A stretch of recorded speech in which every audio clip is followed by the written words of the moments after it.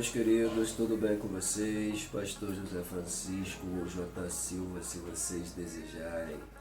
Queridos, como eu sempre digo, prazer extraordinário estar de volta aqui no nosso canal literalmente oficial EBD Adelve. Pois é claro que uma prévia vai para o meu canal também, o canal Pastor J. Silva. Pois é. Mas a lição de hoje ela está veiculada ao nosso canal EBD Adelve, canal este aí sob a direção da nossa irmã Deise Siciliano e do nosso amigo Pastor Ricardo, que são aí os diretores da nossa EBD Adelve. Pois é, nossa irmã Deise é a superintendente, a primeira, e o nosso Pastor Ricardo é o segundo superintendente da nossa EBD Adelve. Claro que essa equipe ainda conta aí com o apoio das secretárias Luciana e nossa irmã Célia Ferreira. Bom, já que comecei falando sobre eles, deixa eu agradecer logo, né? Pois é, quero aqui externar gratidão ao meu Deus pela oportunidade que temos de estar voltando ao canal para mais uma lição. Pois é, quando não venho aqui eu deixo prévias das lições no meu canal pessoal. Pois é, mas nem sempre não, tá? Quando a gente sente a inspiração de Deus, a gente vai grava e coloca lá. Bom, neste caso aqui, além da inspiração, também a gente tem que esperar um momento certo, óbvio, claro, mas aqui é mais por uma responsabilidade que temos para com o canal e para com os nossos diretores. Mas enfim, quero aqui continuar agradecendo tanto a eles e, é claro, ao nosso pastor presidente também e a vocês professores, que são motivos e razões pelos quais de fato a gente sempre está indo e voltando, trazendo sempre pautas, aplicações para o uso, claro, com toda a propriedade. Como eu digo, né, criar aquele alinhamento na hora da aplicação da lição aos nossos lindos, perfumados também alunos e alunas. Pois é. Bom, a vocês que nos acompanham aqui sempre, independente de ser do nosso ministério ou não, é um prazer gigantesco, como diria o presidente, inenarrável tê-los aqui. Mas como eu costumo dizer, né, é extraordinário. Então, muito obrigado pela companhia de vocês, fique conosco até o final, não esqueçam, seu like é muito importante, pega esse dedo, já deixa um like. Não é inscrito, se inscreva, acione o sininho, fique conosco.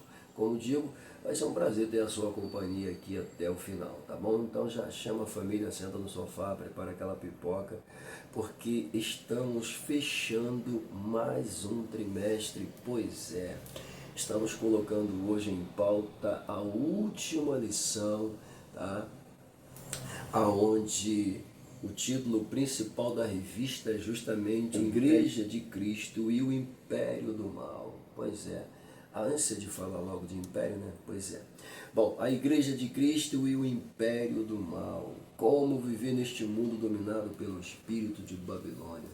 Diga-se de passagem, foram até agora 12 lições maravilhosas. Estamos chegando na última lição, lição de número 13, fazendo aqui literalmente a lição de conclusão de tudo que foi aqui pautado. Mas o título da mesma é bastante interessante, né? O mundo de Deus está no mundo dos homens. Olha a colocação que ele dá para esse título aqui. O mundo de Deus no mundo dos homens. Isso aqui merece uma atenção especial.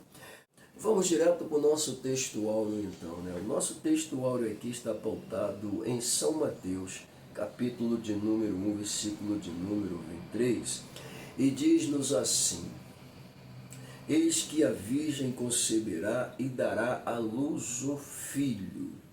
Olha só. E ele será chamado pelo nome de Emanuel. Em parênteses, está escrito aí que traduzido é Deus conosco. Fecha parênteses. Pois é, nós temos aqui então um versículo que vem pautando, né, o anúncio do nascimento virginal do Cristo, tá? E para a gente começar a falar sobre essa questão do reino de Deus, é bem interessante se observar que o reino de Deus foi trazido aos homens pelo Cristo. Pois é, isso a gente vê no Evangelho de São Mateus com toda a propriedade, uma vez que teologicamente o Evangelho de São Mateus é o Evangelho do reino. porque Jesus veio anunciando a chegada do reino de Deus com toda a propriedade. Ok? Bom, a verdade prática diz o seguinte: na dispensação da graça, a igreja deve refletir os valores do reino de Deus no mundo. Na dispensação da graça, pois é, nós estamos vivendo literalmente esse tempo, o tempo da graça. O que é graça? Graça é favor imerecido, todo mundo já sabe disso. Tá? Toda vez que a gente fala sobre a palavra graça, a gente já pensa automaticamente nessa realidade. É um favor que eu não merecia, ok? Claro que possui outros significados além deste, mas com toda a propriedade, já que estamos falando do reino de Deus, pautando o fator salvação, com toda a propriedade, esse é o que mais se enquadra nessa realidade. Falou? Bom, e aí a gente chega dentro da nossa leitura diária. Bom, eu fiz aquela leitura, né, da lição toda, eu preciso ler a lição, não tem jeito. Às vezes a gente até consegue gravar olhando para cada um dos tópicos, lendo ao mesmo tempo e, claro, fazendo aqui aquela análise rapidamente, mas tem horas que a gente tem que ler, tem horas que a gente tem que parar, tem horas que a gente tem até que rabiscar, tem horas que a gente tem que rascunhar alguma coisa. Se você perguntar se eu rascunhei, não rascunhei em nada.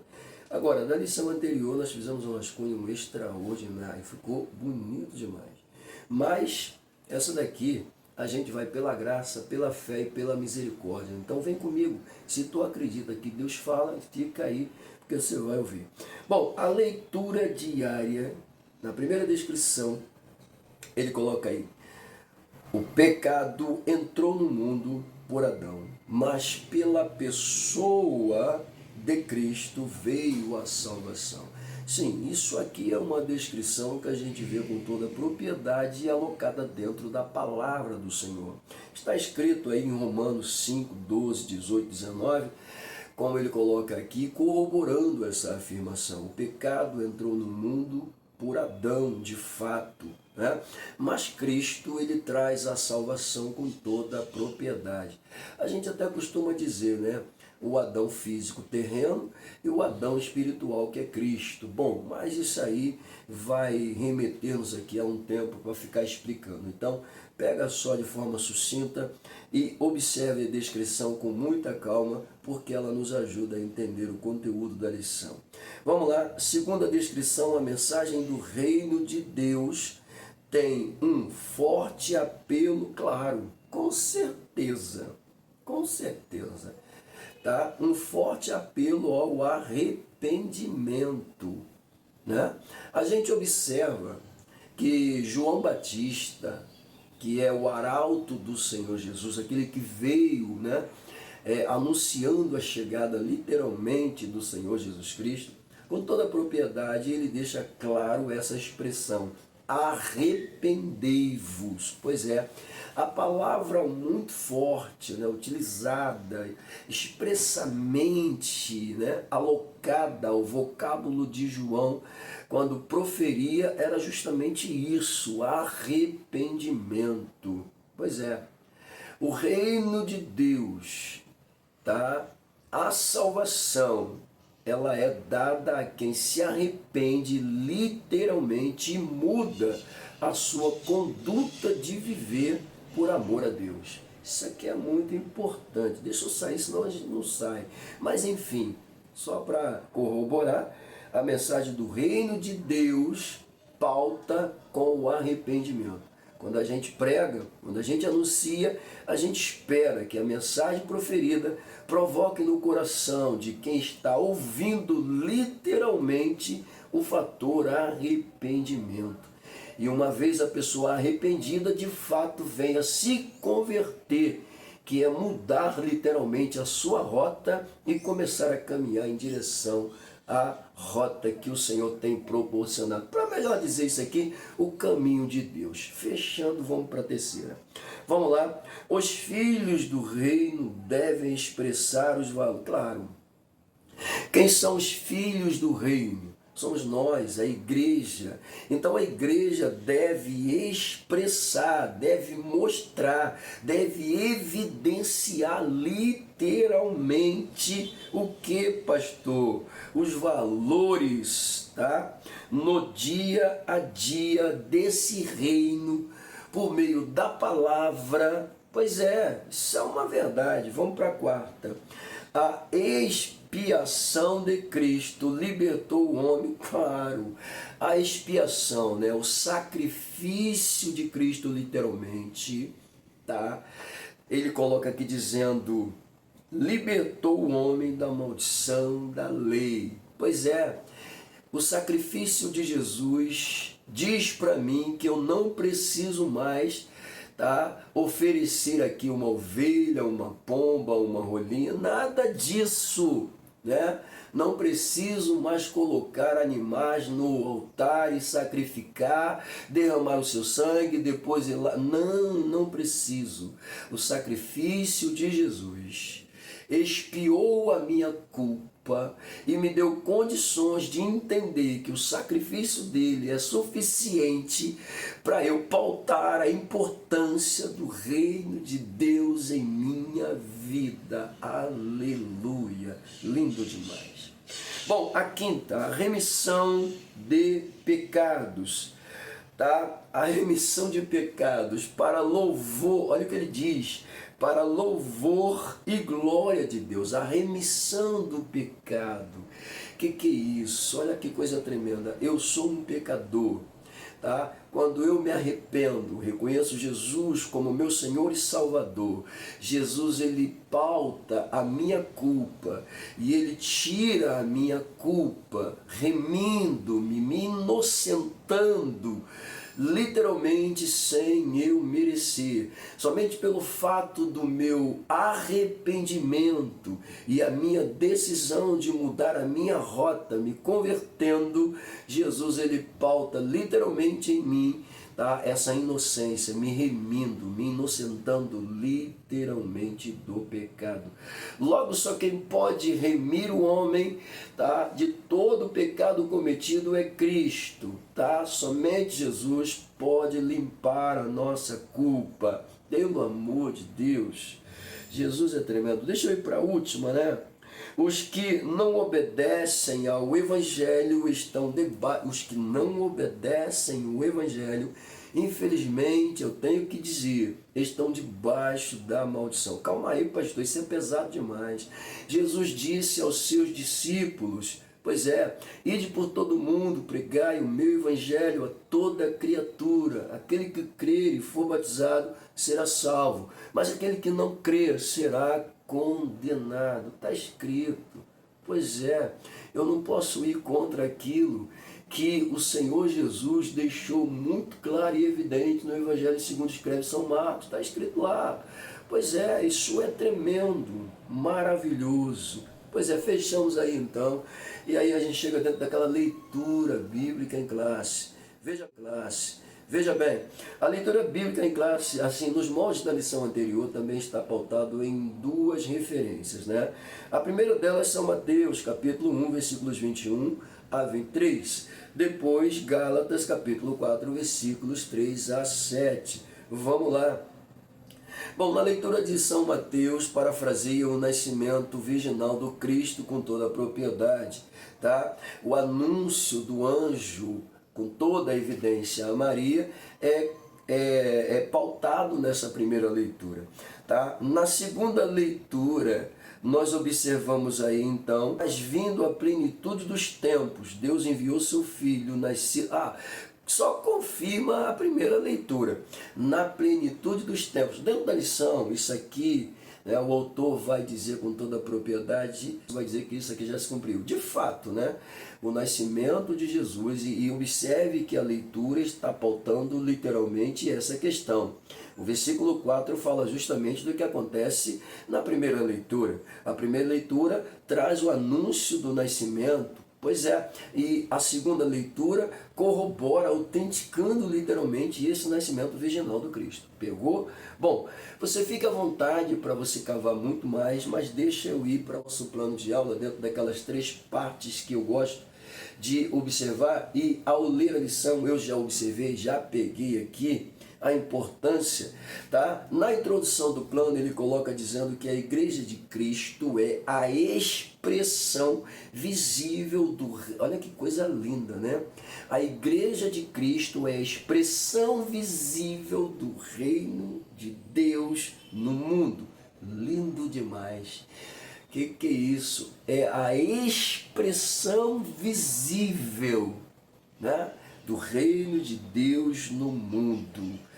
Nesse sentido, diz ele, há um contraste entre os que representam os valores do reino e os que representam, claro, há um contraste, há uma diferença absurda, para ser mais exato, entre os que representam os valores do reino de Deus, no caso eu e tu, nós somos representantes literalmente do reino de Deus. Há uma diferença entre nós e aqueles que representam os valores do mundo. Sim, hoje em dia está nitidamente sendo visto essa diferença.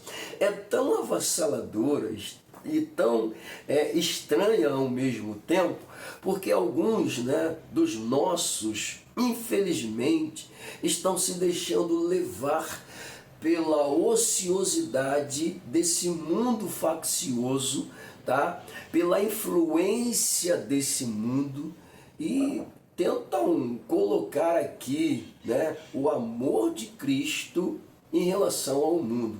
Sim, Cristo amou o mundo de tal maneira, mas isso não quer dizer que Jesus passa a mão por cima do comportamento pecaminoso de alguém. Pelo contrário, escrito está que o salário do pecado é a morte. Pois é, detalhe, isso está escrito na palavra. Que morte é essa? Calma aí, que não é morte física, nem pegar ou arrancar a cabeça. Não, não, gente.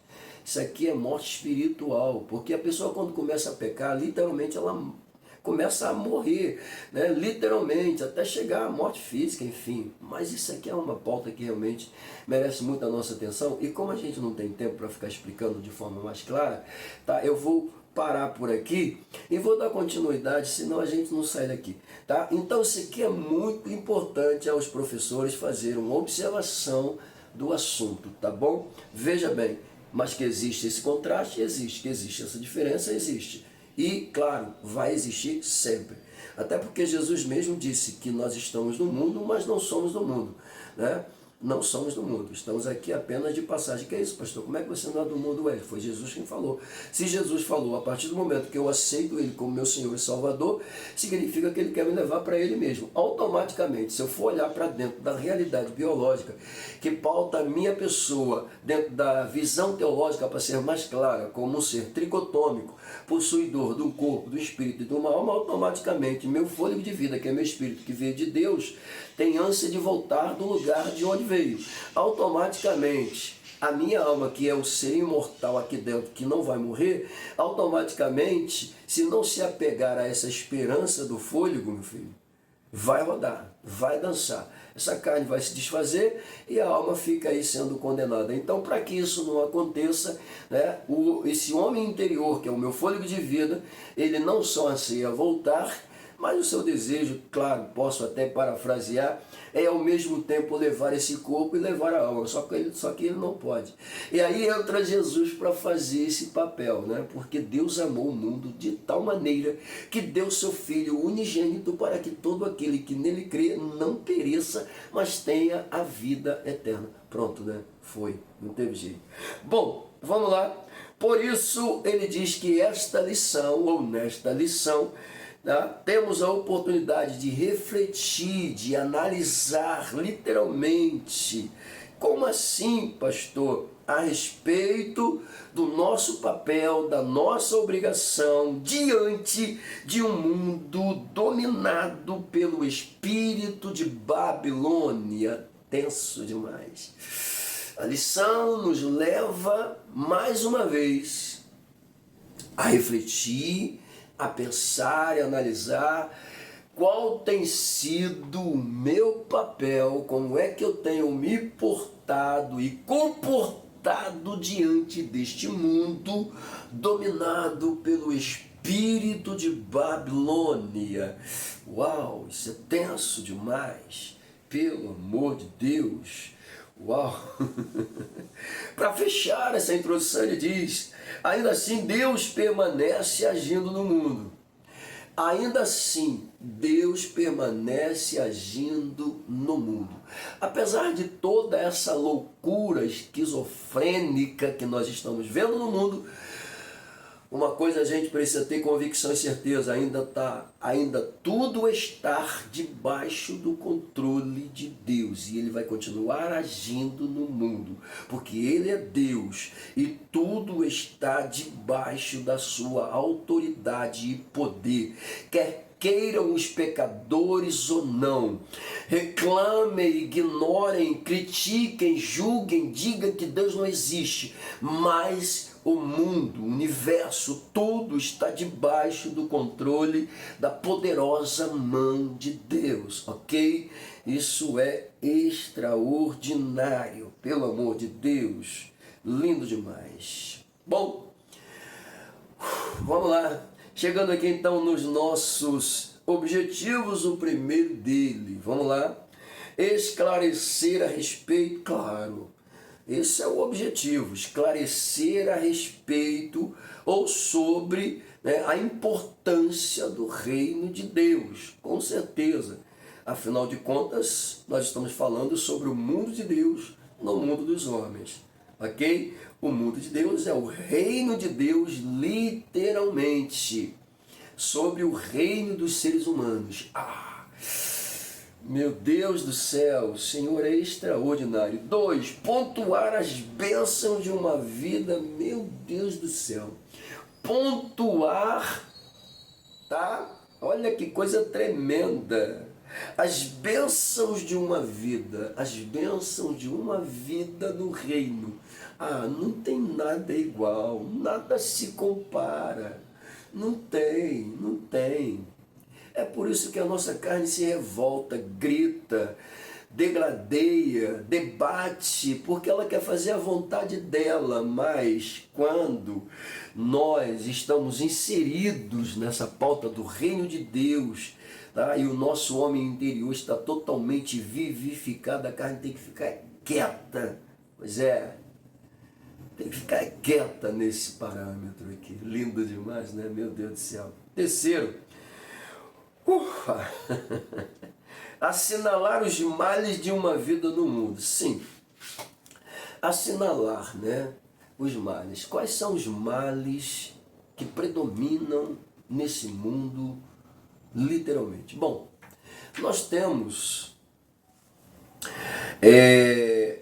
na carta de Paulo aos Gálatas, lá no capítulo de número 5, nós temos ali a pauta que fala sobre as obras da carne com toda a propriedade. Temos ali o fruto do Espírito. Mas quando você pega as pautas que falam sobre as obras da carne, você tem ali, né, uma ideia literalmente do que é o mundo e do que é viver neste mundo segundo as obras da carne. Mas não é só ali que existe essa relação. Quando você abre a carta de Paulo aos crentes de Roma, né, logo no capítulo de número 1, nós registramos também o apóstolo Paulo fazendo menção, né, da forma negativa, a partir dos versículos 18 a 32, do comportamento, literalmente, da carnalidade, da perversão, tá? Da indústria, literalmente, do pecado no mundo, para ser mais exato. Você tem ideia? Perceba que no Antigo Testamento Deus condenava tais atitudes e continua. Parece que hoje em dia estão tentando passar a mão por cima, colocar uma cobertura para dar uma ideia e passar a mão em cima do pecado comportamental de muita gente. Não é assim não, meu irmão, pelo amor de Deus. O salário ainda não tem jeito, está escrito. E a Bíblia, com toda a propriedade, ela por si só diz, tá, que Deus não é homem para que minta. Se ele falou, está falado, querido. E a fala de Deus, a palavra de Deus, ela não volta sem antes cumprir o que lhe apraz. Está escrito, tá? Então não adianta querer aqui engabelar Deus, que não engana não, querido. Você pode enganar a mim, que sou ser humano igual a você, mas a ele não. Eu posso tentar te enganar, mas a Deus jamais. Deus é onisciente, Ele sabe tudo, passado, presente, futuro. Nada se esconde da onisciência de Deus, nada se oculta do olhar de Deus. Pegou? Pois é, deixa eu voltar para cá, senão a gente fica pregando aqui. Bom, na motivação nós temos aí ele dizendo o seguinte: os valores do reino de Deus são opostos aos do mundo. A gente já falou praticamente isso, né? Só que de uma forma diferente. É a questão da oposição. Mas olha o que ele diz aqui. Os valores, né, que a gente viu lá, aqui ele volta a frisar na motivação. Do reino de Deus são opostos aos do mundo. Sim, são totalmente diferentes. Os valores, né, que nós pontuamos em relação a Deus, segundo a Bíblia, é muito superior aos do mundo. Para começar, eu poderia até dizer aqui, né, que na lição passada nós vimos uma coisa muito interessante, eu fiz até uma alusão, né, que muitos dizem que todos os caminhos levam a Deus. Eu até falei um pouco sobre isso, dizendo, claro, a gente sabe que nem todos os caminhos levam a Deus, sim, tá, a gente entende isso. Só que existe uma prédica que com certeza vai validar essa afirmação. Todos os caminhos levam a Deus, sim. Como assim? Levam para ser julgados, cada um segundo as suas obras. Pois é para ser julgado. Agora, caminho de salvação só existe um, tá? Um caminho de salvação e um caminho de condenação. Então você escolhe qual você quer para você. Se você escolher o caminho da salvação, sim, automaticamente você vai estar livre da condenação, ok? E não vai estar inserido dentro desse rol que eu acabei de citar. Então, isso aqui é muito importante a gente observar, tá? O profeta Isaías fala que os pensamentos de Deus são mais altos que os nossos, os caminhos de Deus são diferentes do nosso. Os caminhos do homem, segundo o proverbista, são caminhos de morte. Pois é. Então, automaticamente, você vê aqui já essa diferença absurda.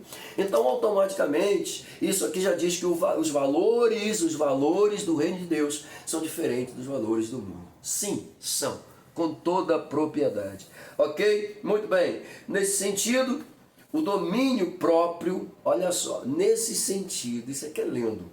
O domínio próprio, pega isso aqui. Nesse sentido, se os valores do reino de Deus são opostos aos do mundo, nesse sentido diz ele, pelo amor de Deus, olha só, o domínio próprio, a honestidade, a sinceridade, o compromisso conjugal, pelo amor de Deus, dentre outros valores, dentre outros valores que manifestam a ética do reino de Deus, mostram com evidência que os valores do reino são opostos aos do mundo. Porque honestidade no mundo, sinceridade no mundo, você vê aonde? Compromisso conjugal, onde hoje os casais já casam e querem liberdade de viver como se solteiros estivessem? Que doideira é essa? Onde casais procuram casas de orgias, onde o casamento é banalizado, onde o casamento e o leito são maculados? Não dá, né? Mas infelizmente, né? Os homens, e quando eu falo aqui os homens no sentido generalizado, né? Os seres humanos, para ser mais exato, amaram mais as trevas do que a luz. Pois é, amaram mais as trevas do que a luz. Por isso que nós entendemos uma coisa: sou filho da luz, eu ando na luz, eu incomodo quem está nas trevas, ok? Mas eu não posso deixar de ser luz por causa das influências nocivas desse mundo. Pegou? Então vamos lá. Fechando o pacote, eu não vou continuar aí no plano, porque senão a gente vai ficar com uma lição de 3 horas. Não dá, né? Então aqui dentro da introdução da lição, literalmente, vamos lá.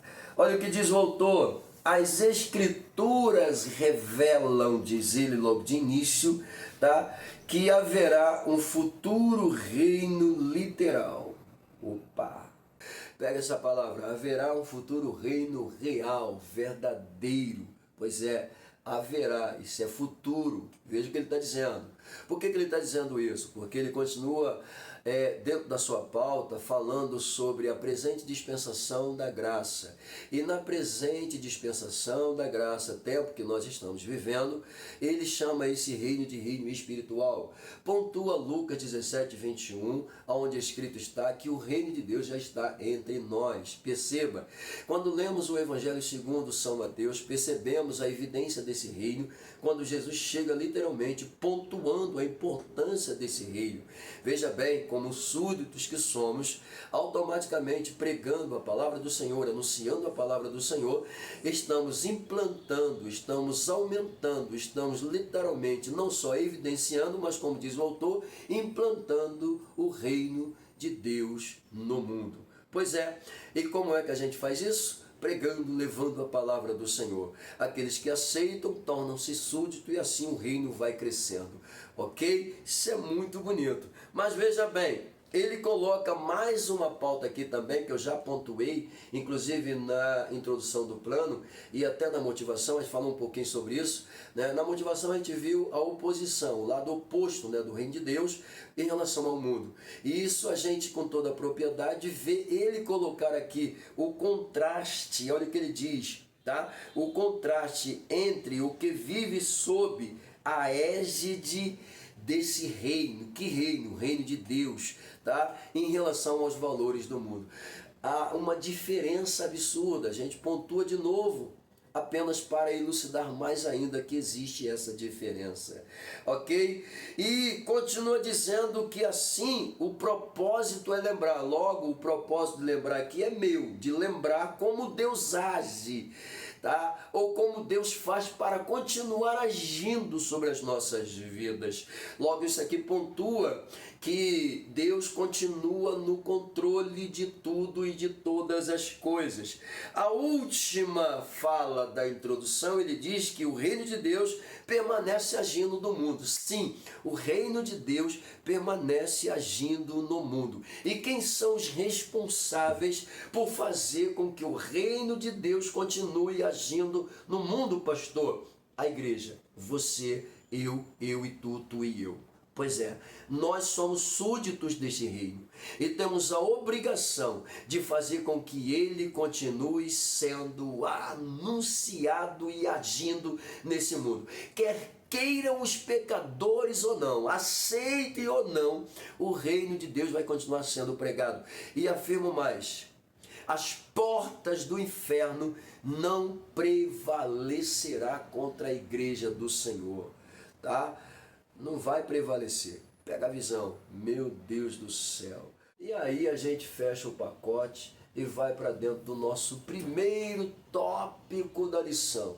O primeiro tópico, senhoras e senhores, pontua o reino de Deus no mundo. Traz para a gente 3 belos subpontos ou subtópicos. Eu costumo utilizar-me de pontos apenas para facilitar. Veja bem, no primeiro ponto, a encarnação de Cristo. Segundo, a mensagem do reino. Terceiro, os valores do reino. Lindo demais. Nos valores do reino, mais uma vez a gente vai falar sobre esse contraste, pode ter certeza. Bom, na primeira apresentação, a encarnação de Cristo, ele começa com São Mateus dizendo que o mesmo assevera, tá? Que a profecia messiânica, a que falava sobre o nascimento do Messias, e diga-se passagem, o autor traz para a gente aqui Isaías 7,14, né? A profecia messiânica clássica, com toda a propriedade, ele traz para a gente aqui, e ele diz que Mateus diz que isso se cumpriu no dia do nascimento, de acordo com São Mateus, tá? Evangelho segundo ele mesmo, São Mateus, capítulo 1, versículos 21 e 22. Pois é, então Mateus mostra isso aqui com toda a propriedade. O autor diz que ele encerra isso aqui. Pois bem, essa primeira apresentação aqui, tu sabe, tu já leu, mas vale apenas refletir um pouco mais. O nascimento de Cristo foi uma obra clássica, pois é, um fato literalmente inusitado, inesperado. A profecia de Isaías marcava que uma virgem conceberia, uma virgem pura, conceberia e daria à luz um filho, e o seu nome seria Emmanuel, ou Emanuel, que traduzido é Deus conosco. Que coisa tremenda! Pois é, na pauta de São Mateus o anúncio é chegado, e é dito que o Espírito Santo desceria sobre a Imaculada Maria, e automaticamente faria ela gerar esse fruto sagrado, que era Jesus Cristo, por obra e graça, ok? Isso é um fato extraordinário, ok? Maria até pergunta para ele, para o anjo Gabriel, como é que vai ser isso se não conheço o varão? Em outras palavras, como é que vai ser isso se eu não me relacionei sexualmente com nenhum homem? E ele vai dizer para ela, é por obra e graça, é pelo poder do Espírito Santo. Ah, lindo demais isso aqui, extraordinário, meu Deus do céu.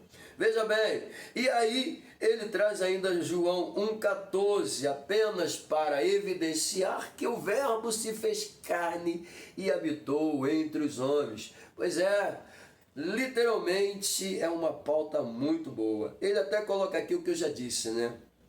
Emmanuel, Deus conosco. Bom, assim no tempo determinado, Cristo se fez homem, de modo que ele participou da nossa natureza para expiar nossos pecados. Sim, o Verbo se fez carne e habitou entre os homens. Os homens viram a sua glória. A glória como do unigênito do Pai.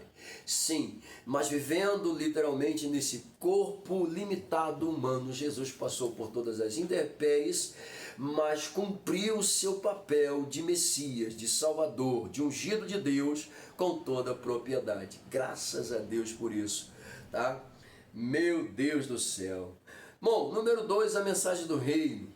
Bom, aqui ele já começa falando, após a tentação do deserto, o nosso Senhor começou o seu ministério, iniciou o seu ministério, e desde então, diz ele, começou Jesus a pregar e a dizer, arrependei-vos, porque é chegado o reino dos céus. É o que eu acabei de falar aqui. São Mateus, capítulo 4, versículo 17. Arrependei-vos, porque é chegado.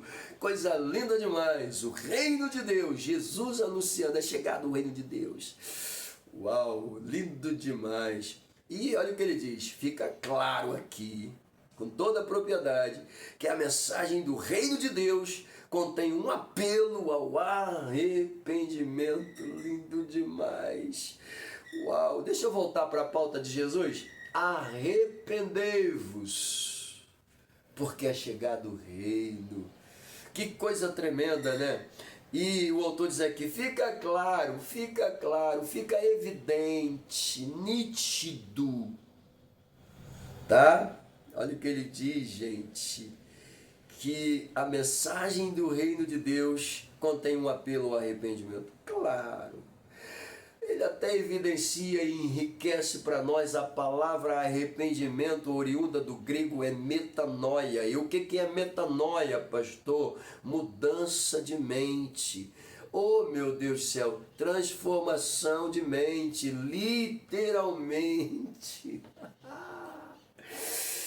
Meu Deus do céu, isso é lindo demais. Que é isso, Jesus? Forte isso aqui, né? Mudança de mente. E ele continua enriquecendo. Abrange o abandono do pecado e voltasse para Deus. Essa mudança de mente, essa metanoia, literalmente, é justamente isso.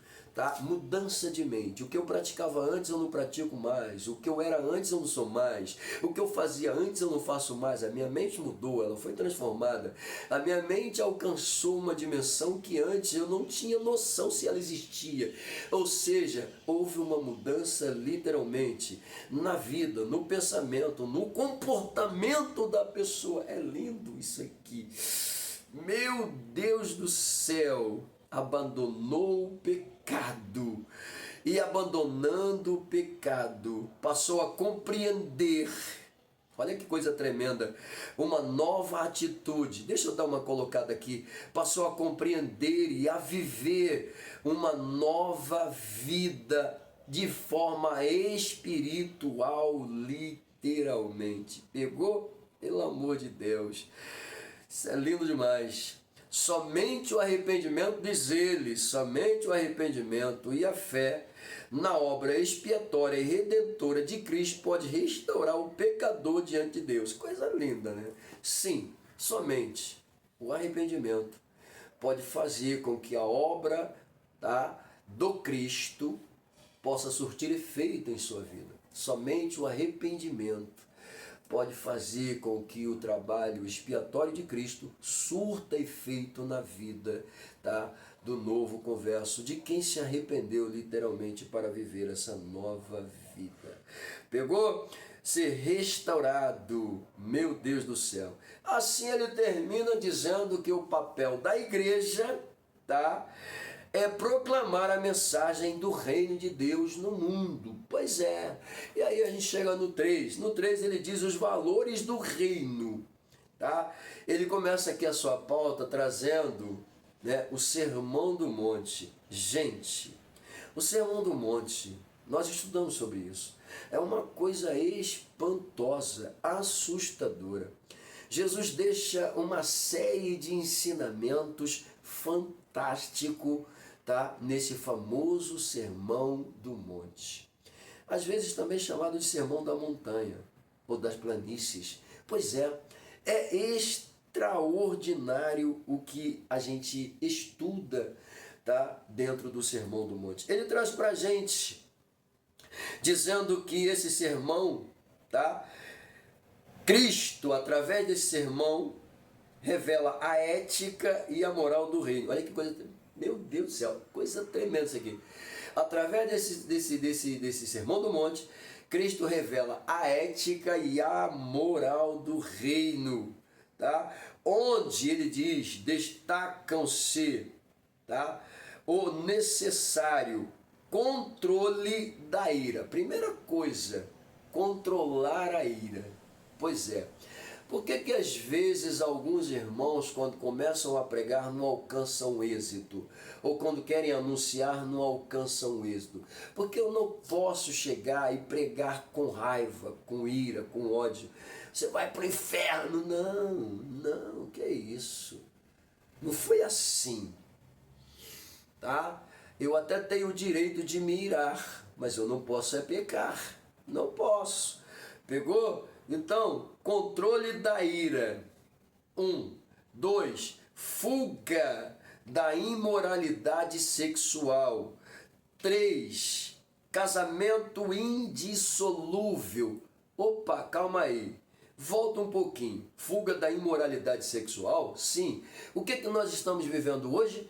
Uma imoralidade sexual assustadora e, diga-se de passagem, os incautos querem já colocar isso na cabeça das nossas crianças. Eu falei aqui sobre aquela apresentação de corpos nus para as crianças apalparem. Pelo amor de Deus, gente, fora o que a gente vê por aí, né, de professores ensinando em sala de aula o que não é para ensinar. Ao invés de ensinar o que o aluno realmente deve aprender, estão preocupados com uma militância, com uma pauta que visa desconstruir a sanidade, a moral das nossas crianças desde cedo, dos nossos adolescentes desde cedo. Pois é, dos nossos jovens desde cedo. Que coisa de doido. Pois é, querem desvirtuar tudo por aí. São a imoralidade. tá? Imoralidade. Bom, casamento indissolúvel, isso aqui também é espantoso, eu até já falei que existe modelos de casamento hoje em dia, né? A pessoa já casa pensando o seguinte: se der certo a gente continua, se não der a gente separa, cada um vai para o seu lado, tá tudo certo. Bom, pelo menos é menos perigoso do que o casamento que diz assim: não, olha só, a gente casa, mas cada um continua fazendo o que quer. Você pode sair com quem você quiser e eu saio com quem... Gente, que casamento de doido é esse? É o casamento que as pessoas, eu já falei e volto a falar, né? Casamento que as pessoas procuram grupos de não sei para quê, para aquilo outro. Gente, que casamento é esse? Maculando o leito, sujando o leito. Tá errado. Tá errado. Né? Casamento tem que ser indissolúvel. Somente a morte separa. Tudo bem, existem casos e casos. Existem casos e casos.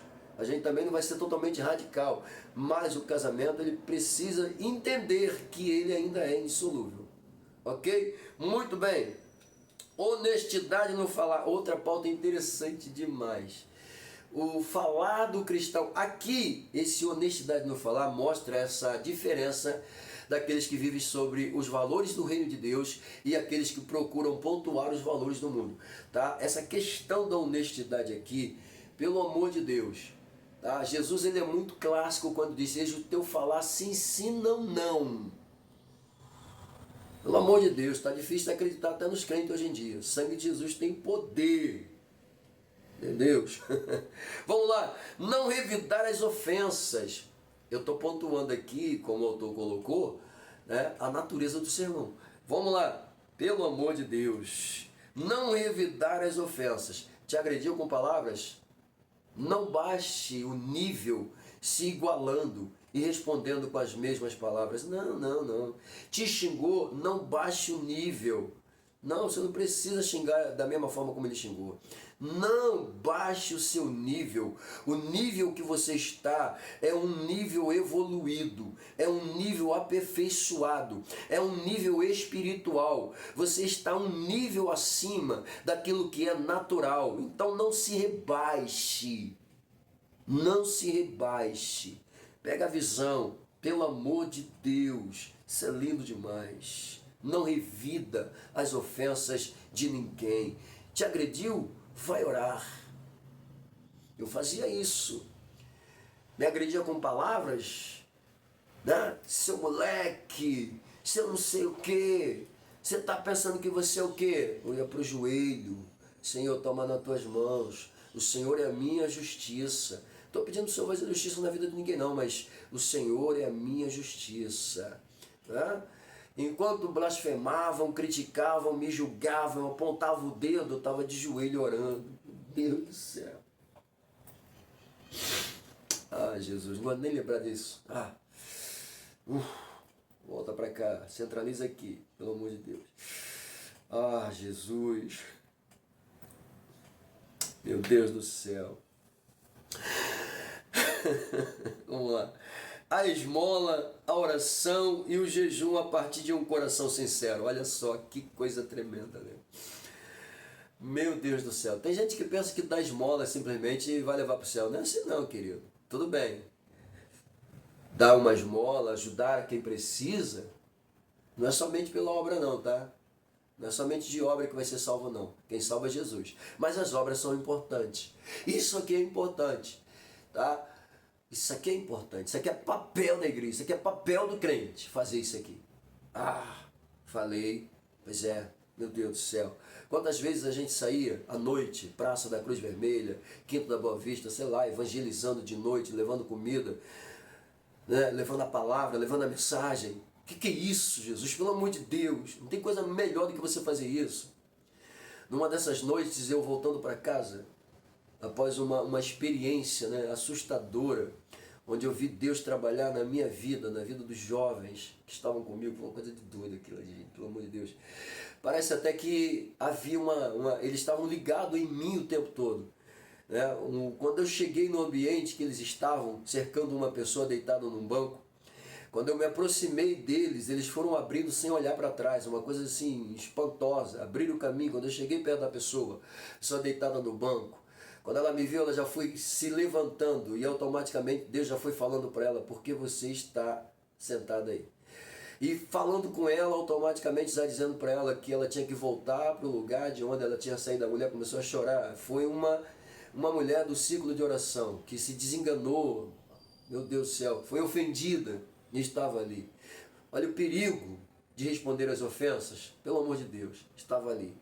Nesse mesmo dia, um aidético todo ferido, né, perguntou se eu tinha coragem de dar um abraço nele. Eu falei, tem. E quando eu fui abraçar ele, não faz isso não, eu só estou te testando. Eu falei, não tem problema não, eu te abraço assim mesmo. E ele insistia, ele, não, por favor. Entendeu? Falamos de Jesus para ele, ele falou da vida dele, aceitou Jesus, disse que para uma igreja que era ali perto. E quando é que eu volto para casa nesse dia? Eu volto impactado, dominado pela essência do Espírito Santo, né? Cantando dentro do carro, usa-me, pelo amor de Deus. Tem coisa melhor do que isso, gente?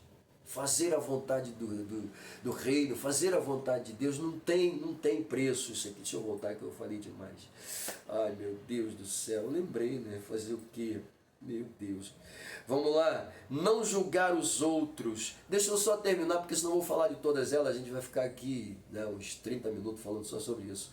Vamos lá. Não julgar os outros, tá? O alertar sobre os dois caminhos. Isso é importante. Na pregação, a gente precisa frisar isso. Caminho de condenação e caminho de salvação. Precisa, não tem jeito. Vamos lá. Advertência contra os falsos profetas, exortação para a prática desses valores. Nesse sentido, ele termina dizendo que o Sermão do Monte, senhoras e senhores, meu Deus do céu, nos chama, olha só, nos chama para uma vida de perfeição em Cristo. Eu só pontuei aqui o que ele deixou para a gente de forma bem sucinta, o que nós já tivemos a oportunidade de estudar de forma clássica em 13 lições também apresentadas. Cada uma das pontuações aqui colocadas por ele já foi base de lições.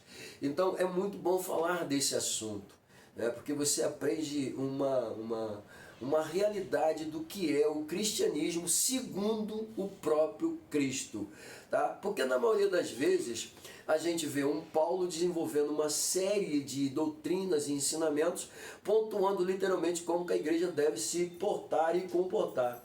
Só que a gente se esquece que antes de um Paulo ser inspirado para fazer tudo isso, um Cristo que é meu Senhor e meu Salvador antecipou esse assunto para a gente no Sermão da Montanha. Jesus deixou uma rela de ensinamentos extraordinários. Aqui temos só pontos, mas quando você começa a estudar, você percebe a riqueza literalmente do cristianismo. Isso é lindo demais. E finalizando, como disse, nesse sentido, o sermão nos chama a atenção, literalmente, para uma vida de perfeição em Cristo. Diz mais ainda, nos convida a priorizar o reino de Deus e sua justiça. Sim, buscai primeiro o reino de Deus e a sua justiça. E as demais coisas, deixa para depois. Tá? Por quê? Porque as demais coisas ele acrescentará. Aquilo que te falta, ele vai acrescentar. Porque qual é a tua pauta principal? O reino dos céus. Qual é o teu objetivo? Pontuar o que Cristo falou. Meu Deus do céu. Isso é lindo demais. Finalizando assim, os filhos do reino devem expressar esses valores em seu viver diário. Lindo, né? Assim, eu e tu e eu devemos expressar os valores do reino de Deus. Bom, o reino de Deus está entre nós, ou está entre vós. Vamos lá.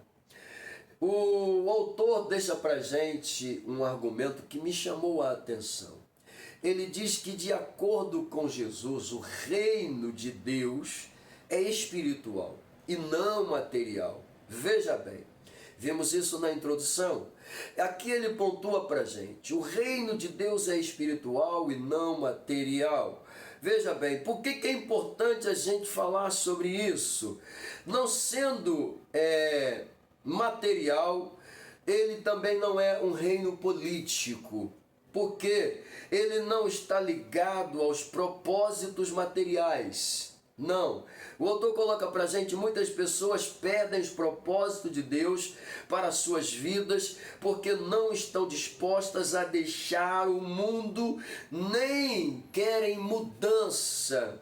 Querem viver neste mundo físico, terreno ilimitado, materialista dos homens. Não querem o reino espiritual de Deus, tá? Então perdem literalmente. Mas uma coisa que eu já disse e volto a dizer: o reino de Deus é superior, tá, ao reino dos homens. O reino dos homens é passageiro e limitado. O de Deus é eterno, infalível, não muda. Pelo amor de Deus, isso é espantoso. Ok? Pastor, como é que eu me torno parte desse reino? Nas pautas apresentadas aqui, na segunda nós vemos aí que o autor termina dizendo que a igreja precisa continuar anunciando, pregando, falando, literalmente, dos valores do reino de Deus. Pois é, automaticamente, quando eu faço isso, as pessoas que aceitam, né, a mensagem do reino e aceitam Cristo em suas vidas, elas são transformadas. E ao serem transformadas, literalmente elas passam a alcançar esse reino e fazer parte, literalmente, como súditos deste reino. Pois é, pega a visão. Vamos lá para o tópico de número 2. As bênçãos de uma vida no reino. Vamos lá? As bênçãos de uma vida no reino. Pontos de abordagem: 1. Remissão dos pecados. 2. Adotados e herdeiros de Cristo. Ok? Pois bem, 2 pontinhos. Isso significa que podemos ser bem sucinto no assunto. Bom, no ponto de número 1 ele começa colocando, né, os Gálatas em evidência. Ele diz que aos Gálatas Paulo retrata a nova posição dos crentes em Cristo. Paulo retrata, Paulo coloca como que é literalmente, né, o viver de um cristão. Paulo pontua isso diante dos crentes da Galácia. Interessante que quando Paulo começa a escrever aos crentes da Galácia, Paulo começa a sua carta dizendo que se admira como tão depressa eles estavam mudando os rudimentos, aceitando outros tipos de pregações, quando na verdade o verdadeiro evangelho que foi pregado para eles não deveria ser ignorado nem trocado por outro evangelho, tá? Por outra mensagem, ainda que anjos viessem trazer ou outros elementos ditos trouxessem uma mensagem, tá? Que pontuasse e que fosse diferente da que eles ouviram, tais mensagens eram consideradas maldição e eles não poderiam aceitar. Então Paulo mostra logo de início a importância da mensagem do Evangelho de Cristo para os crentes da Galácia, tá? E isso aqui apenas mostra literalmente o valor da mensagem do reino, tá? E ela não pode ser trocada, pelo amor de Deus. Ele continua na sua pauta dizendo o seguinte: o apóstolo afirma que éramos meninos, estávamos reduzidos à servidão debaixo dos primeiros rudimentos do mundo. Éramos como os meninos, estávamos reduzidos aos rudimentos deste mundo, como meninos, levados, conduzidos, pois é, achando que estava certo, e indo de acordo com a onda do mundo, pois é, reduzidos a nada. Meu Deus do céu. E ele continua dizendo: isso quer dizer que antes do evangelho do reino, a percepção espiritual de judeus quanto de gregos eram limitada, legalista e supersticiosa. Coisa tremenda, né? Pega aí, continua. Entretanto, no tempo assinalado, Deus enviou seu Filho, nascido de mulher, nascido sobre a lei, para remir a humanidade da escravidão do pecado. Lindo demais isso aqui, pelo amor de Deus. Olha que coisa, remir, inocentar, livrar literalmente do pecado, meu Deus. escravizado no pecado, libertar dessa escravidão. Meu Deus do céu, isso é lindo. Desse modo, ele diz que a morte expiatória de Cristo libertou o homem da maldição da lei e da potestade das trevas. Deste modo, a expiação de Cristo, o sacrifício de Cristo trouxe libertação para o ser humano. Pega a visão, pelo amor de Deus, isso é lindo demais.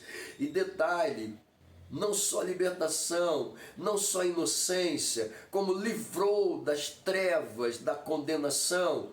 Pois é, João 1,14, o Verbo se fez carne e habitou entre os homens, e viram a sua glória como a glória do unigênito de Deus. E qual era a pauta? Transportar aqueles que estavam nas trevas para o reino de luz. Pelo amor de Deus, quem é que faz isso? Jesus.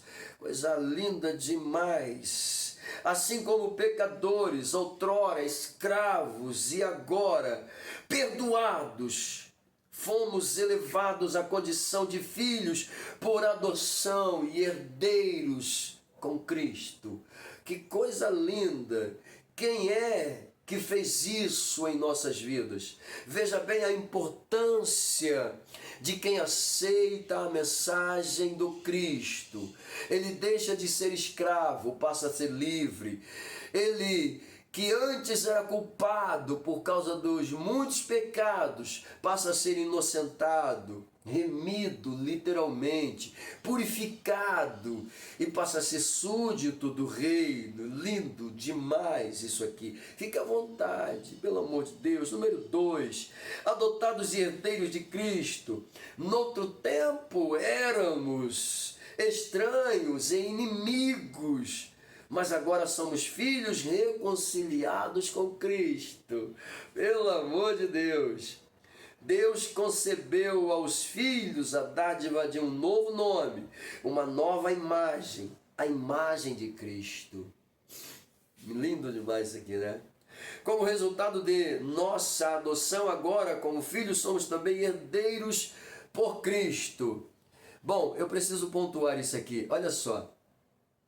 Nossa herança, nessa herança estão inclusas as promessas de Abraão. Nessa herança estão incluídas as promessas que foram feitas a Abraão. Que isso? Pelo amor de Deus. Só para pontuar aqui. Isaac pega as promessas que foi feita a Abraão, coloca em pauta, usa e é abençoado. Jacó pega as promessas que foi feita a Abraão, coloca em pauta e é abençoado. Lembrando que em cima disso, claro que Deus vai acabar fazendo mais promessas para cada um deles individualmente. Mas eles estão sendo abençoados por quê? Por causa da promessa que foi feita para Abraão. Por que a nação judia é abençoada? Por causa das promessas feitas a Abraão. Meu Deus do céu! Essas promessas estão inclusas na minha e na tua vida a partir do momento que eu aceito o Cristo como Senhor e Salvador. Essas promessas estão inclusas na minha vida a partir do momento que eu aceito e entendo que só o Senhor é Deus, Senhor absoluto da minha vida. Então as promessas estão inclusas na minha vida. Está inclusa. Está inclusa. Temos uma série de promessas dentro do Novo Testamento voltada e veiculada à igreja. Pois é. Para começar, a promessa que eu mais gosto e uso aqui com toda a propriedade é que as portas do inferno não prevalecerão contra a igreja do Senhor. Pois é, outra promessa é aquela que Jesus deixa a senha, tudo quanto pedidos ao Pai em meu nome, pelo amor de Deus. Promessa de que temos poder e autoridade, Jesus deixou, mas temos promessa de reino. Pois é, Jesus vai vir buscar-nos para levar-nos para Ele mesmo, para que onde Ele venha estar, nós estaremos com Ele por toda a eternidade. Essa é a melhor promessa, segura isso aí, ok? Pois é, essa aqui, crente fala, não tem? Tem promessa. Você está incluso nas promessas, pelo amor de Deus, tá?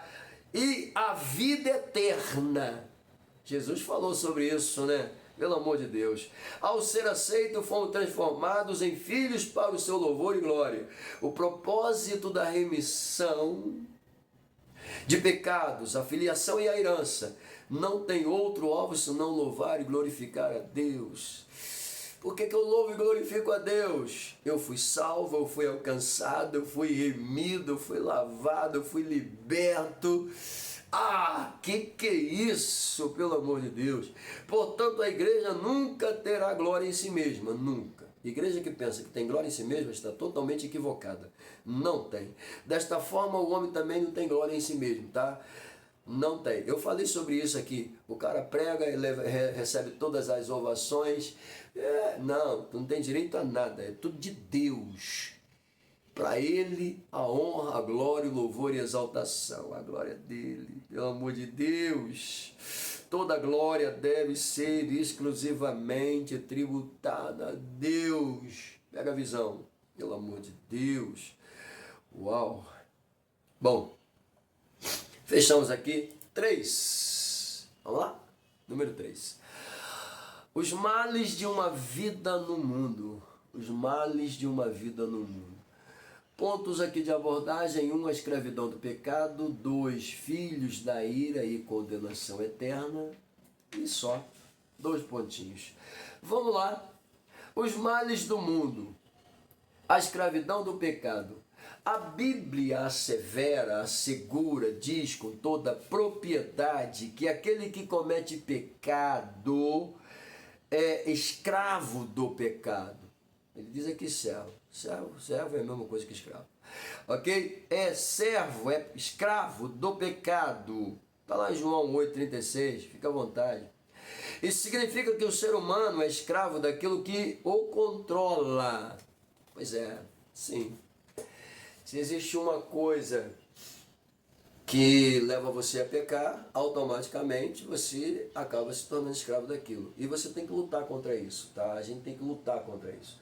A Bíblia é muito clara quando diz que ainda que caia não ficará prostrado. Eu costumo dizer, ainda que caia não ficará prostrado, porque o Senhor sustém com as suas mãos, mas o Senhor sustém quem quer ser levantado, porque muitos caem e não querem se levantar. Tá? Na vida do cristão, se queda você tiver, se falhas você tiver, não esqueça disso.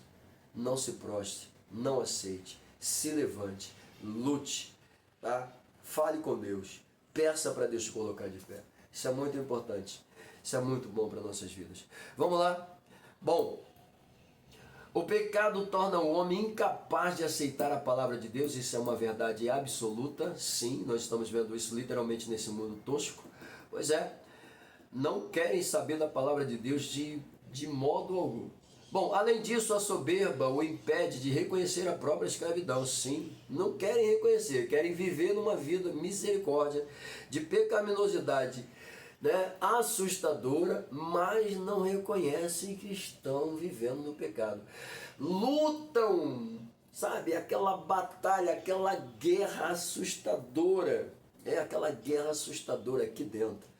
Para aceitar o comportamento. Sangue de Jesus tem poder, pelo amor de Deus. Olha o que ele diz. A soberba o impede de reconhecer a própria escravidão. São subjugados pela carne.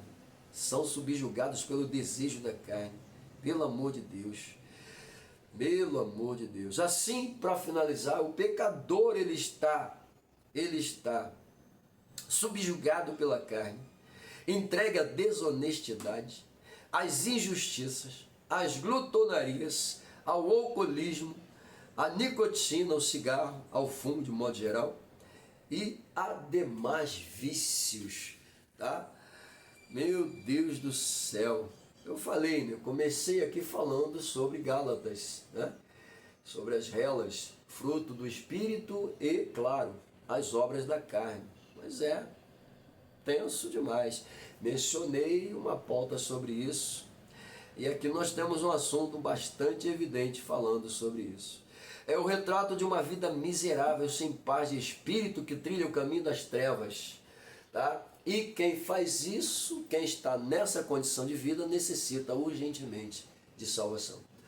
Ou seja, as pessoas que estão vivendo dessa maneira, desse modo, precisam reconhecer Cristo literalmente. Mas infelizmente eu digo e volto a dizer que os homens amaram mais as trevas do que a luz. Número 2, a ira os filhos da ira. Os filhos da ira e condenação eterna. Bom, as Escrituras enfatizam que os homens escravizados pelos desejos e pensamentos da carne são, por natureza, filhos da ira. Filhos da ira. Aí ele diz que isso aqui se refere, tá, à inclinação em satisfazer as paixões e praticar o mal inerente ao homem não regenerado. Tá? Ou seja, se referem a satisfazer as paixões e praticar o mal. E isso está relacionado ao homem que não aceita ser regenerado. Bom, as inclinações carnais, né? Ele coloca aqui pra gente a impureza, a avareza, a idolatria, entre outros, resultam na ira de Deus. Olha o que ele diz. As inclinações carnais acabam trazendo a ira de Deus. A gente vê isso na Bíblia, né, com muita propriedade. Uma Sodoma e uma Gomorra foram destruídas porque literalmente já estava fedendo o pecado praticado por eles, literalmente nas narinas de Deus. Isso a gente vê também quando ele chama o profeta Jonas e manda quando Deus chama o profeta Jonas e manda ele ir para a cidade de Nínive. Pois é, ele declara que o pecado dos ninivitas já estava fedendo mal, literalmente. Pois é, o pecado, a avareza, a idolatria e as adversidades de pecados cometidos, como hoje, por exemplo, nós estamos vivendo aí, né, uma forma assustadora, o negócio está feio, está horroroso, o pecado está fedendo, o pecado está uma coisa de doido, né? Existe um grupo que defende um monte de baboseira. Existe aqueles que querem pautar pela sanidade, mas só o sangue de Jesus, misericórdia. Eu não vou nem entrar nesses pormenores, só o sangue, me ajuda, Deus. Vamos lá. Então ele continua dizendo, né? Por isso, nosso Senhor ensinou que aquele que não crê já está condenado. Sim, infelizmente. Se não crê, já está condenado. Eu comecei falando sobre isso também. Eu falei sobre isso, literalmente. Ok? Bom, quem não se entrega, ou quem não entrega sua vida ao Salvador, é condenado porque se recusa a crer no nome do unigênito Filho de Deus. Sim, se não crer é incrédulo. Se é incrédulo, está condenado. Ok? Muito bem, fiquem à vontade. A nossa conclusão, ele diz aqui que os judeus aguardavam um reino para libertá-lo da opressão política, social e econômica. Sim, eles esperavam um reino que pudesse favorecê-los desta forma. Todavia, Cristo os corrigiu e afirmou que o reino de Deus não vem com aparência exterior. Ok? Muito bem. Isto é, não seria terreno, mas espiritual. O reino literal ainda será implantado. Nesse aspecto, Cristo veio para resgatar o homem do pecado. Isso requer arrependimento, fé no sacrifício da cruz. Tá? Muito bem. Fechando aqui literalmente, o que a gente vê na conclusão? A gente vê que os judeus esperavam um reino literal que pudesse trazer para eles paz, tranquilidade, libertação, enfim, do poderio de época, né? Da monarquia, do poder político, enfim.